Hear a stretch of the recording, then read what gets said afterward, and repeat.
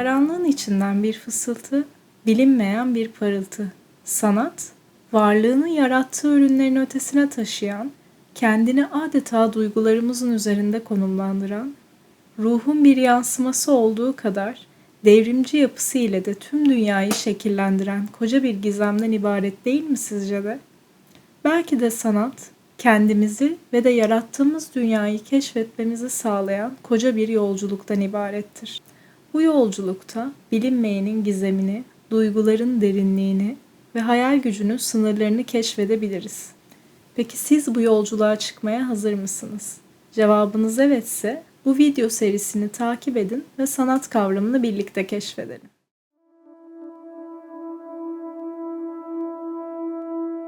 Sanat ile alakalı net ve sınırları belirlenmiş bir tanım yapmak oldukça zordur. Yine de bu sorunun kendisini medeniyetin gelişimiyle ilişkilendirebiliriz. Biliyoruz ki bu soru insanlık tarihinin her döneminde farklı şekillerde yanıtlanmaya çalışılmıştır.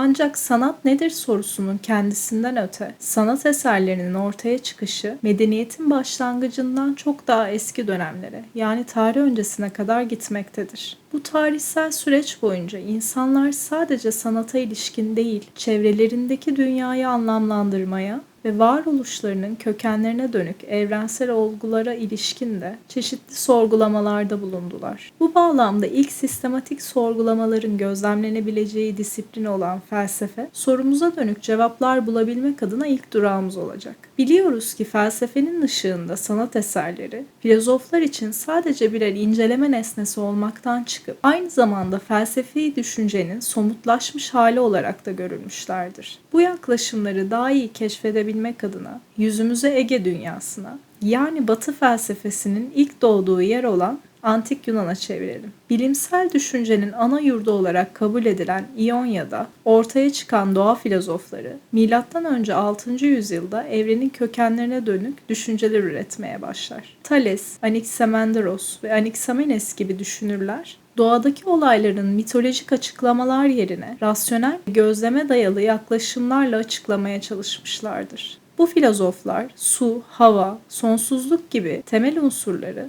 evrenin ana maddesi olarak öne sürmüşlerdir. M.Ö. 5. yüzyıla gelindiğinde Antik Yunan'da yaşayan Sokrates, Platon ve Aristoteles gibi büyük filozofların kendinden önceki çağdaşlarının bıraktıkları sorulara cevap aramanın yanında sanatın doğası üzerine de kafa yormaya başladıklarını görmekteyiz. Taklit miydi gerçekliği temsil eden, yoksa bambaşka bir dünyaya açılan bir pencere miydi sanat? Sanatın amacı neydi? Güzelliği ve estetiği nasıl tanımlayabilirdik?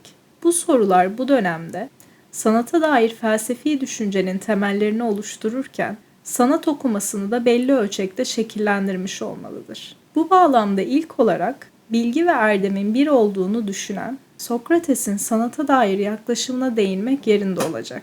Sokrates'e ait yazılı bir kaynağın bulunmaması nedeniyle onun görüşlerine ikincil kaynaklardan ulaşılmaktadır. Özellikle en önemli öğrencilerinden biri olan Platon ve Xenofon'un yazıları Sokrates'in görüşleri hakkında bizlere ışık tutar.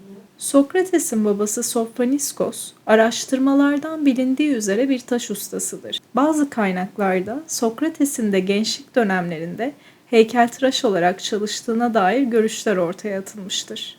Fakat bu kaynakların doğruluğu tartışılmakla birlikte, eğer böyle bir deneyimi mevcutsa, sanatın bir formu olan heykeltıraşlığa olan onun bu yakınlığı, sanatsal görüşlerini formülize etmek adına önemli ve de yadsınamaz bir durum olarak düşünülebilir. Sokrates Atina sokaklarında dolaşırken genellikle sanatçılarla, şairlerle ve de zanaatkarlarla tartışmalara girişirdi. Onun için sanat sadece güzelliği taklit etmekten öte insanın iç dünyasını ve erdemini anlamak için de bir araçtı. Sokrates'in yöntemi doğru bilgiye ulaşmak için sorgulama ve de diyaloğa dayanıyordu. O bu bağlamda esin kaynağı ile ilintili olarak ona yapılmaması gereken şeyleri kulağına fısıldayan bir daimon'ı, yani ilahi bir iç sesi olduğunu söyler. Burada daimon'ı daha geniş ölçekte kavrayabilmek adına küçük bir pencere açmak istiyorum.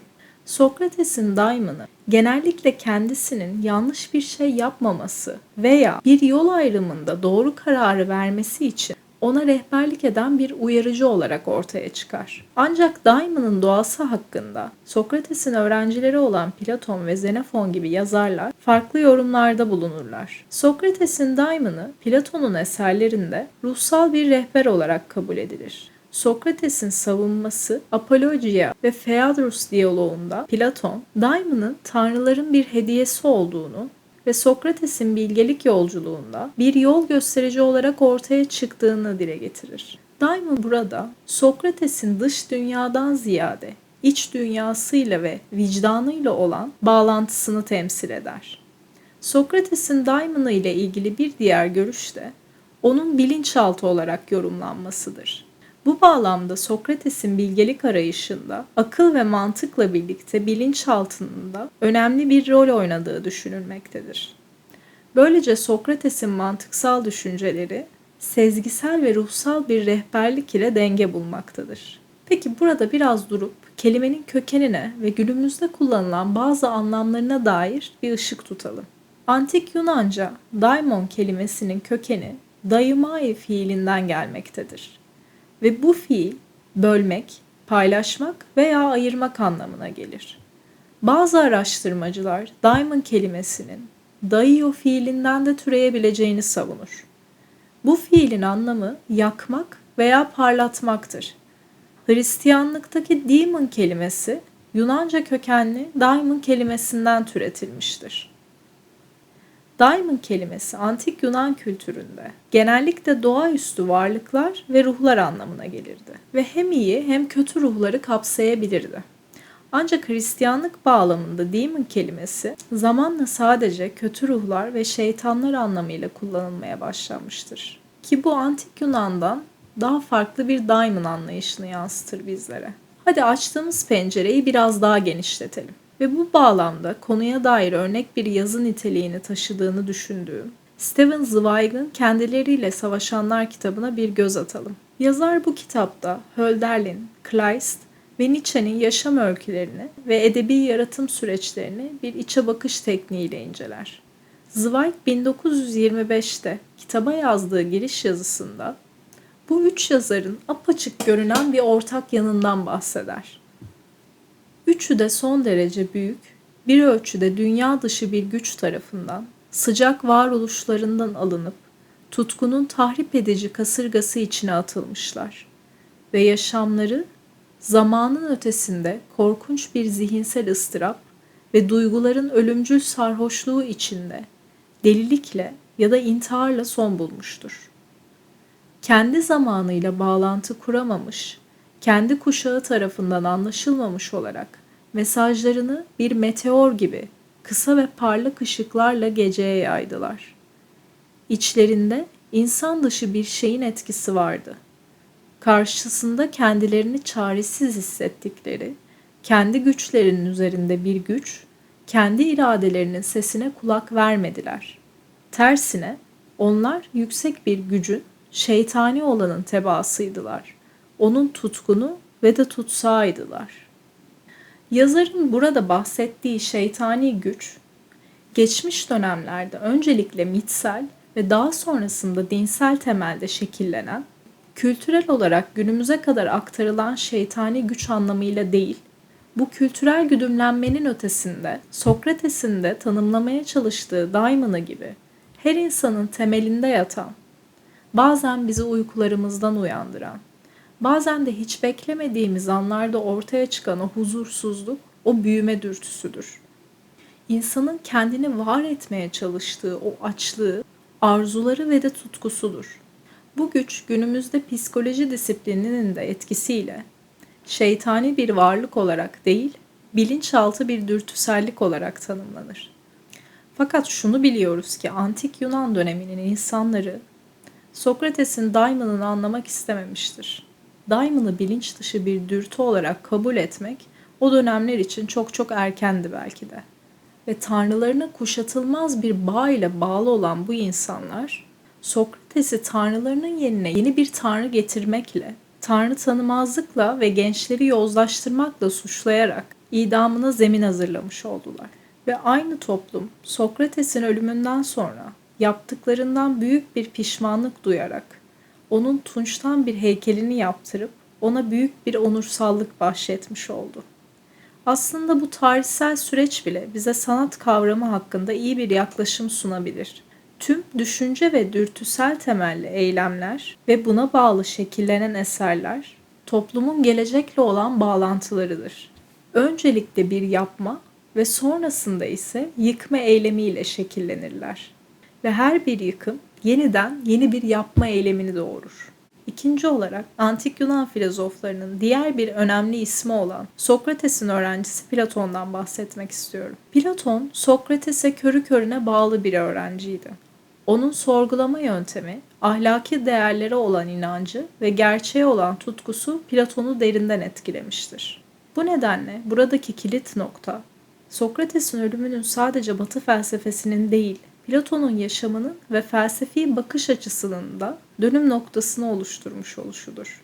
Hocasının haksız yere idam edilmesi, Platon'u derinden sarsmış ve onu demokrasiye olan inancını sorgulamaya itmiştir. Sokrates'in ölümü tüm bu bağlamları ile Platon için adaletsizliğin ve yozlaşmanın açık bir göstergesidir. Yaşadığı bu olaylar Platon'un demokrasi olarak adlandırılan sistemin bilge ve erdemli liderler yerine cahiller ve demagoglar tarafından yönetilen bir sistem olduğunu fark etmesine sebep olmuştur. Platon'un demokrasiyle kurduğu bu sancılı ilişki onu ideal bir toplum modeli arayışına iter. Platon bu arayışın sonucunda Devlet adlı eserini kaleme alır. 10 kitaptan oluşan bu diyalogda Sokrates ve diğer karakterler idealar kavramını kullanarak bir toplumun nasıl olması gerektiğine dair çeşitli konularda tartışırlar. Adalet, erdem, eğitim, devlet yönetimi, müzik ve sanat gibi konular bu diyaloglarda derinlemesine ele alınır. Platon'un felsefi yaklaşımını devlet kitabında ele aldığı mağara alegorisiyle özetlemek şu noktada dikkat çekici olacaktır. Batı felsefesinin bu ikonik metni, düşüncenin doğasını, insanın gerçeği arama ve bilinçlenme sürecini sembolik bir şekilde betimleyen oldukça iyi bir metafordur. Bu alegori, mağarada zincirlenmiş ve sadece duvara yansıyan gölgeleri görebilen bir grup tutsakla başlar. Gölgeler, aralarındaki bir ateşin ve ateşin önünde hareket eden nesnelerin duvara yansıması sonucu oluşmaktadır. Bu tutsaklar tüm hayatları boyunca bu gölgeleri gerçeklik sandıkları için mağaranın dışındaki dünyayı hayal bile edemezler. Bir gün bir tutsak zincirlerinden kurtulur ve mağaranın dışına çıkar. Güneş ışığının göz kamaştırıcı parlaklığı karşısında önce kör olur. Ancak zamanla gözleri ışığa alışır ve gerçek dünyayı görmeye başlar. Gökyüzünü, yıldızları, ağaçları ve diğer canlıları hayranlıkla izler. Daha sonra bu kişi mağaraya geri döner ve diğer tutsaklara gördüklerini anlatmaya çalışır. Ancak bu tutsaklar alıştıkları gölgelerin ve seslerin dışında bir şeyi anlamakta zorlanır ve onu delilikle suçlarlar. Bu mağaradaki insanlar sınırlı ve yanıltıcı gölgeleriyle kendi algılarını ve düşüncelerini oluşturan insanları temsil eder. Aydınlığa çıkan kişi ise felsefi eğitim sürecini ve bilgeliğe doğru ilerleyişi simgeler. Bu alegori felsefi bilgiye nasıl ulaşılacağı konusunda Platon'un idealist felsefesini ortaya koymaktadır. Platon'a göre gerçeklik iki dünyadan oluşur. Bir tarafta duygusal algılarla ulaşılan nesneler dünyası. Diğer tarafta ise zihinsel olarak anlaşılabilen ve değişmeyen idealar dünyası. Sanat eserlerini de bu temele dayandırarak üçüncü bir düzlem üzerine yerleştirebiliriz. Üçüncü düzlem ise ikinci düzlemde bulunan nesnelerden kopyalanan sanat eserleri. Bu bağlamda sanat, Platon'a göre idealar dünyasının bir taklididir. İdealar dünyası gerçek ve mükemmel olan her şeyin bulunduğu bir alem.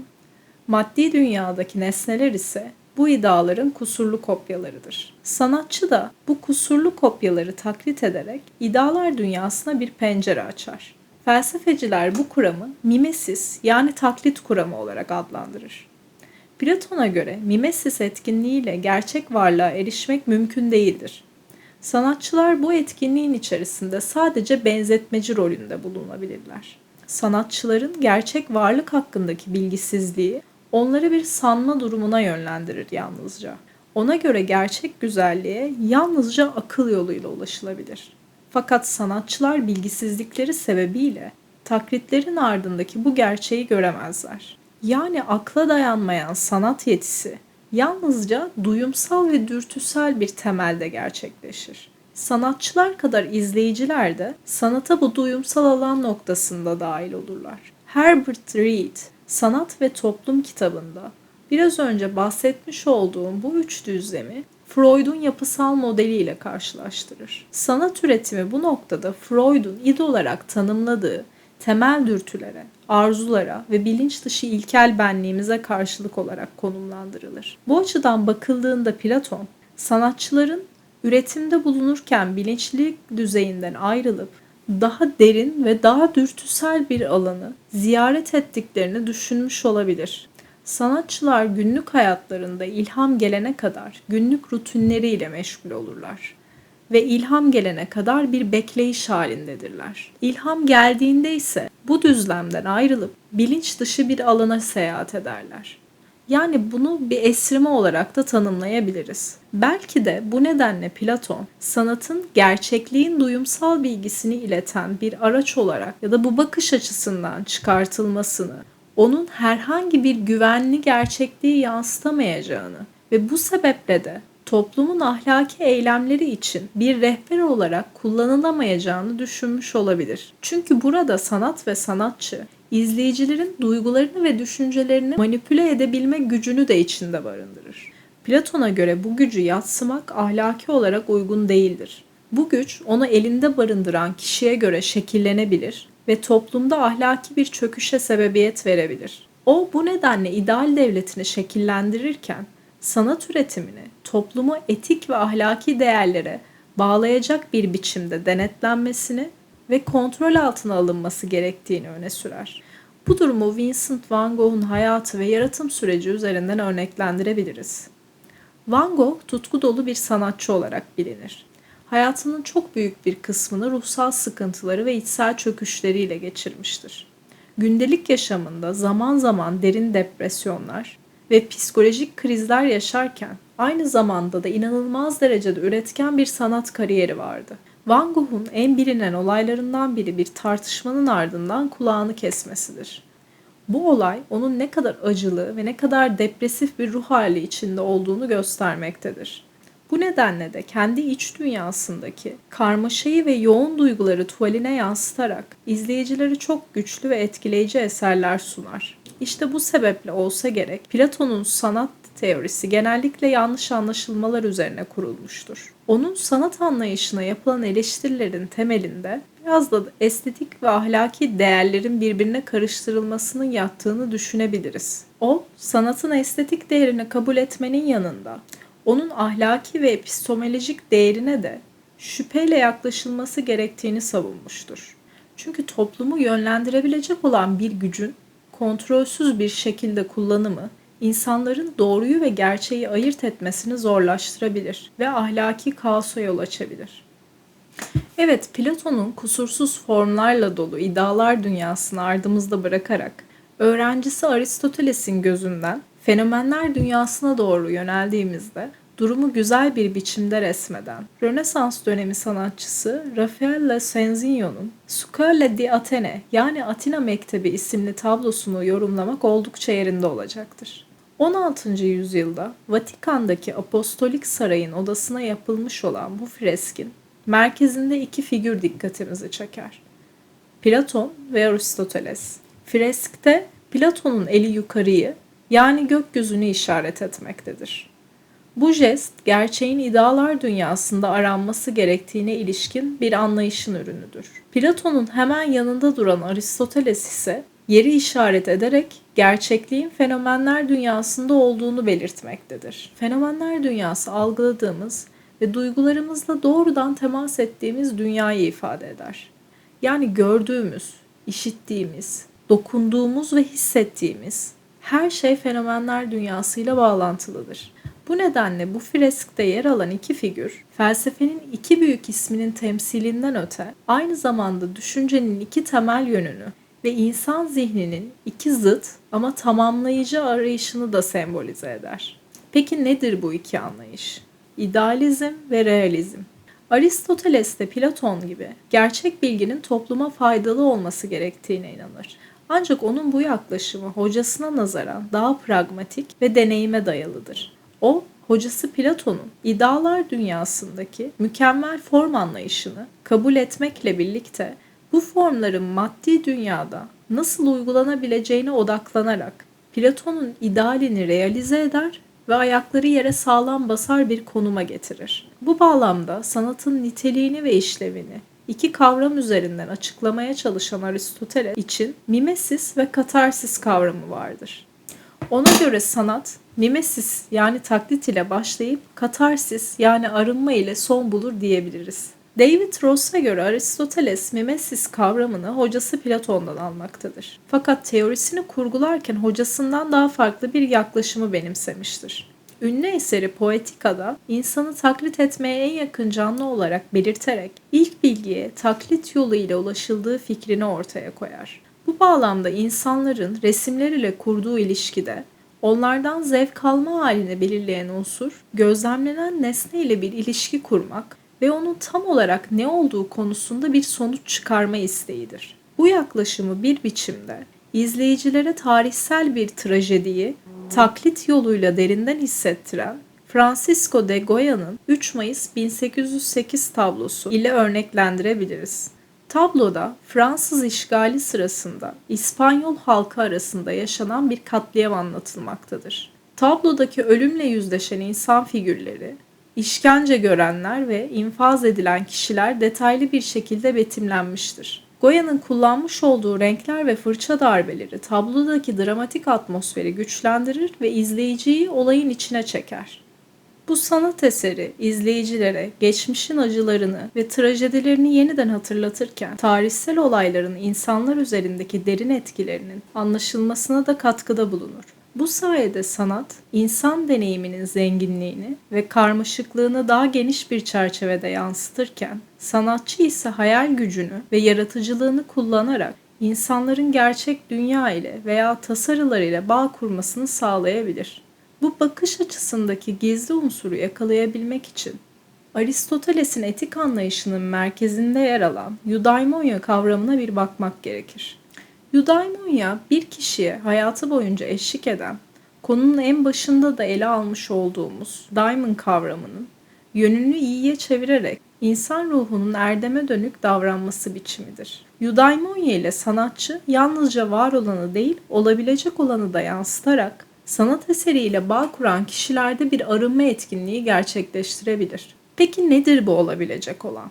Mesela Ludwig van Beethoven'ın 9. senfonisini ele alalım. Beethoven bu senfoniyi yazarken işitme yetisini kaybetmeye başlamıştı ve bu zorlu süreçte bile insanlığın bir arada yaşama arzusunu, sevgi ve dayanışma duygularını müziğin evrensel diliyle ifade etmeyi başardı. Bir müzisyen için işitme kaybı, sanatını icra etme durumunun tamamıyla son bulabileceğini düşündürebilecekken, Beethoven bunun tam aksi bir tasarıyı bizlere sunmuştur. Bizler bu eseri dinlerken, eserin arka planında var olan hikayeyle birlikte toplumun daha iyi bir geleceğe yönelme umuduna olan inancını da yaşarız. Katarsis kavramı işte tam bu noktada ortaya çıkar. Aristoteles'in Poetika eserinde geniş bir yer verilen tragedyada iyi insanların karşılaştığı kötü durumlar anlatılır. Bu anlatım izleyicilerin karakterlerle empati kurmasını sağlayarak etik açıdan bir arınma ve iyileşme süreci gerçekleştirilir. Bu çerçevede bir sanat eseri olarak tragedyanın ve dolayısıyla katarsisin ana amacı izleyicinin içsel bir dönüşüm geçirerek kötü yanlarını iyileştirebilmesidir. Ünlü bir tragedya eseri olan Hamlet'i düşünelim. Shakespeare'in kaleme aldığı Hamlet oldukça trajik bir karakterdir ve tragedya boyunca içsel çatışmalar yaşar. Babasının ölümü üzerine yaşadığı derin acı ve intikam arzusuyla mücadele eder. Hamlet'in olabilecek olanı yansıtan kararlarının sonuçları izleyicinin kendilerini Hamlet'in yerine koyarak düşünmelerine ve Hamlet'in yaşadığı ahlaki zorlukları anlamalarına yol açar. Hamlet'in trajedisinde katarsis kavramı oldukça belirgindir. Çünkü izleyici onun yaşadığı dramatik deneyimler aracılığıyla içsel bir dönüşüm geçirir ve insan doğasının karmaşıklığını anlamaya çalışır. Bu şekilde Hamlet gibi bir sanat eseri izleyicilerde derin bir düşünsel ve duygusal etki yaratır. Fakat belirtmek gerekir ki Aristoteles'in katarsis'e ilişkin belirlemelerinin etik odaklı olduğunu gösteren çalışmalar olduğu kadar bu bağlamın hazza yönelik olduğunu söyleyen görüşler de vardır. William David Ross bize bu konuda ilginç bir bakış açısı sunar. Ross'a göre tragedide işlenilen haz, ahlaki hazdan farklı bir haz türüdür. Ona göre tragedide yer alan koro unsuru tarafından iletilen sözler ve melodiler ahlaki olanlardan ayrılmaktadır. Özellikle antik Yunan tragedyalarında koronun önemli bir unsur olduğunu biliyoruz. Koro unsuru tragedi sahnelenirken önemli bir rol oynayan, oyunun atmosferini, temalarını ve duygusal derinliğini güçlendiren bir grup karakterdir. İzleyicilere bazı temel mesajları iletirler. Genellikle şarkılar koro dizeleri aracılığıyla konuşur. Bu şarkılar ve dizeler izleyicilerin duygusal tepkilerini yönlendirmek ve derinleştirmek için kullanılır. Ross bu bağlamda koro unsurunu tragedyanın ahlaki bir yaklaşıma indirgenemeyeceği görüşünü savunmak için kullanır. Ona göre tragedya izleyiciyi ahlaki açıdan etkileyebilir. Ancak asıl amacı izleyicide duygusal bir etki yaratarak veya özel bir tür haz ve keyif yaşatarak katarsis deneyimini güçlendirmesidir. Sonuç olarak katarsis kavramı her iki durumu da içinde barındırmaktadır. Bu bağlamda etik temeller etrafında şekillenen bir haz alma halinden söz etmek yanlış olmayacaktır. Konuyu toparlarsak, aslında sanat bize sadece estetik bir deneyim sunmakla kalmadığı gibi, bizleri iyi bireyler haline de getirebilir ve daha yüksek gerçeklikleri kavratarak ahlaki bir arınmaya da katkıda bulunabilir. Sanatın bu çok yönlü etkisini anlamak ve onu hayatımızın bir parçası haline getirmek hem bireysel gelişimimiz için hem de toplumsal ilerleyişimiz için büyük bir önem taşır. İzlediğiniz için teşekkür ederim. Serinin bir sonraki içeriğinden haberdar olmak için videoyu beğenmeyi ve kanala abone olmayı lütfen unutmayın. İyi bir dünya yaratma yolunda sanat, hoşgörü ve güzellikle kalın.